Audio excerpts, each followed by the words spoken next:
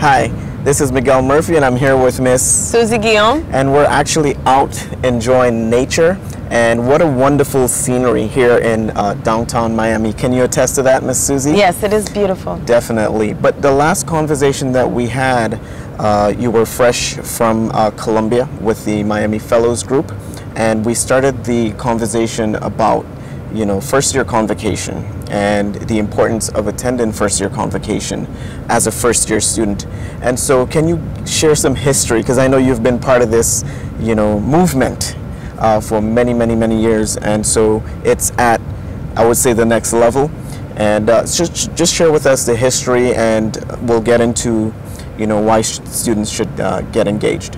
Well, we're going into our 6th year celebration for First Year Convocation. There wasn't like a welcome ceremony. I know students go to orientation, but there wasn't a place for us to welcome them and their parents. So First Year Convocation is all over. Universities do it. So I'm like, why not do it at the North Campus? So we established it to welcome students and provide resources for parents, even their siblings, and the students to come out and get information. So nice. So First Year Convocation is on Wednesday, September 12th. Yes. At 5 p.m. at the Lehman Theater, the same day as Club Rush. So our students are going to have a very engaging day on campus. But what is the importance of getting involved, and can students volunteer for this beyond just attending with their families? Yes, students can volunteer. If you're interested in helping out, we have a host team, we have a marketing team, and we have other teams that are willing to serve. It always feels good to have other first-year students welcome and host and market to other first-year students. It takes the weight off of us, but it also provides a space for other students to be involved. The first-year program, we have scholarships available, community service hours. You definitely want to participate in this activity because it's a win. You get your community service hours and you get to give back in your own community. Awesome. So where can students find you and just get their journey started in terms of involvement with the first year program? Well, you can sign up for volunteering with the First Year Convocation. We also have a link too that you can fill out the form, but if not, you can stop by room 1104-7 and ask for Suze, and those forms to sign up will be there in the office. Can they email you as well? What's your email? You can email me at sguillau@mdc.edu for more information. Awesome.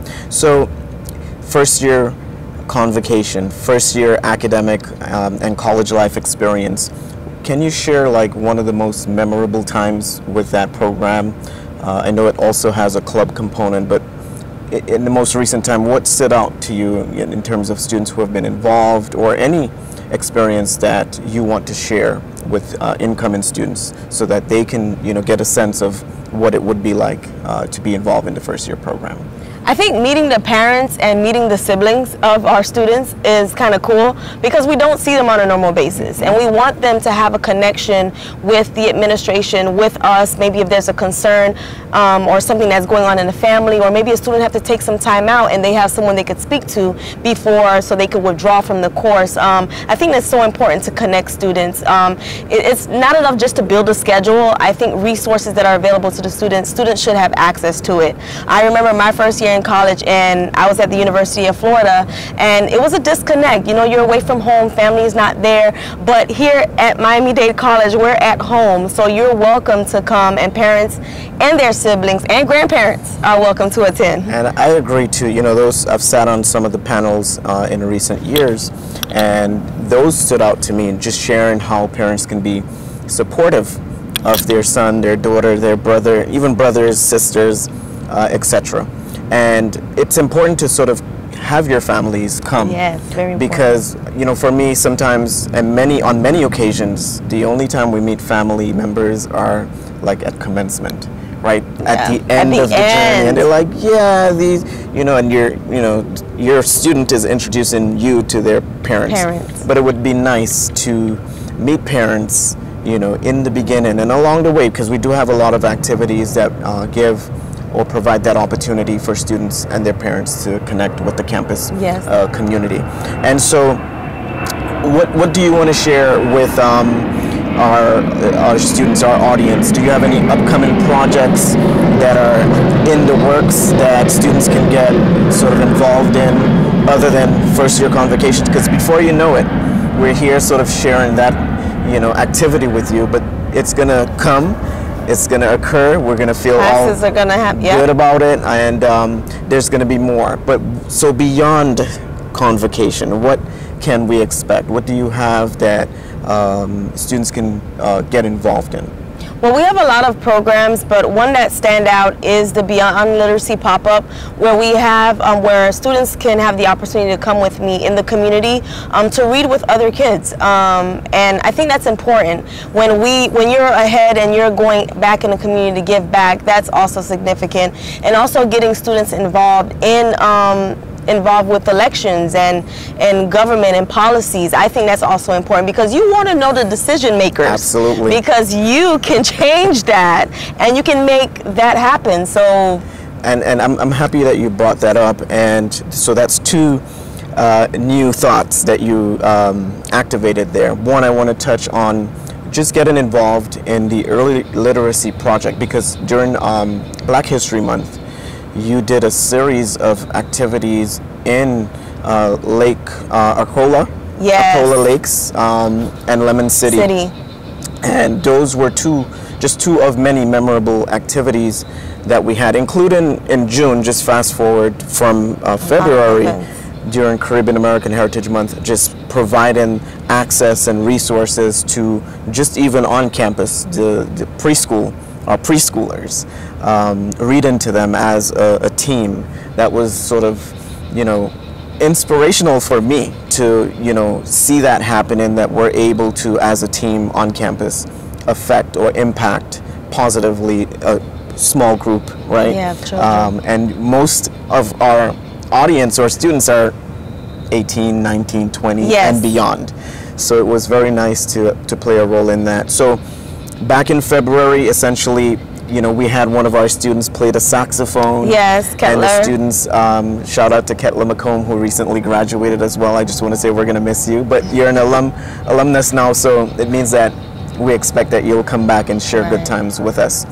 But, you know, just reading and, you know, seeing the faces of those students. And there's one student that met you there and met you again at one of our events later on. So the impact of just connecting, because you call it pop-up, so you don't know who you're going to meet, and so those students, I think the benefit is that they'll have those lifelong connections, you know, from an early age. Yeah, I remember Miss Suze Guillaume, and then, you know, probably you do an activity at the high school that they attend, and they're like, yeah, I know Miss Suze Guillaume. And ultimately, they may end up coming to Miami-Dade, and then they're like, yeah, Miss Suze Guillaume was there all my life. You know? So the impact is very, very significant.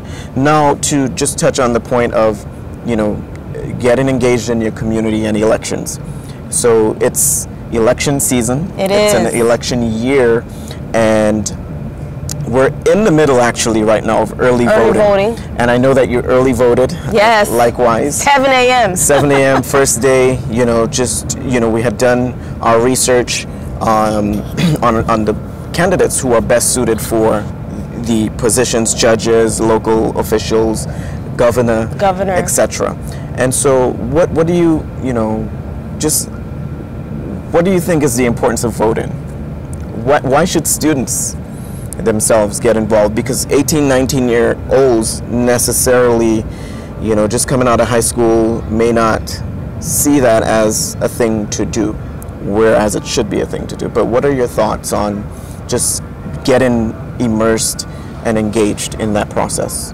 You want to know the decision makers with education. Even with health, there's a challenge now with even getting health care, and I don't even have to explain much, but you guys understand. You want to know those people who are saying yes and no to the things that would benefit you, your children, and your children to come. And I think identifying those local issues are very, very important. And education is very important. We don't realize it, but even taking a MAT 1033 can be affected.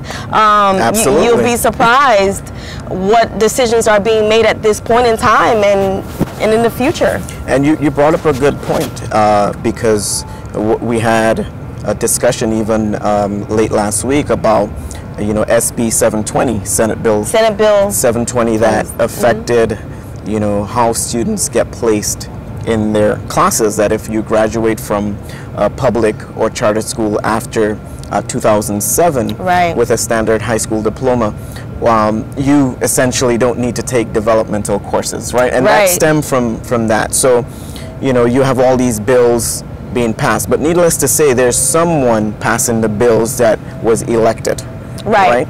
And so beyond getting elected, it's just important also to remain engaged with those elected officials, because it's going to come.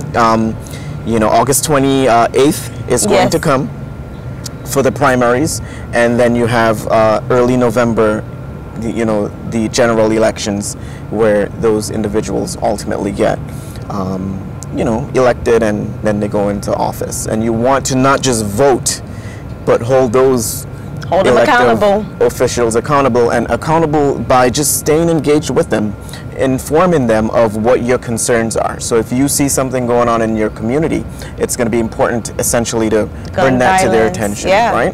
And there's gun violence is a concern, and you know, education for me is near and there. So go out and vote. Yes. Right? And up until August 26th, Saturday, August 26th, I believe the website is I am ready.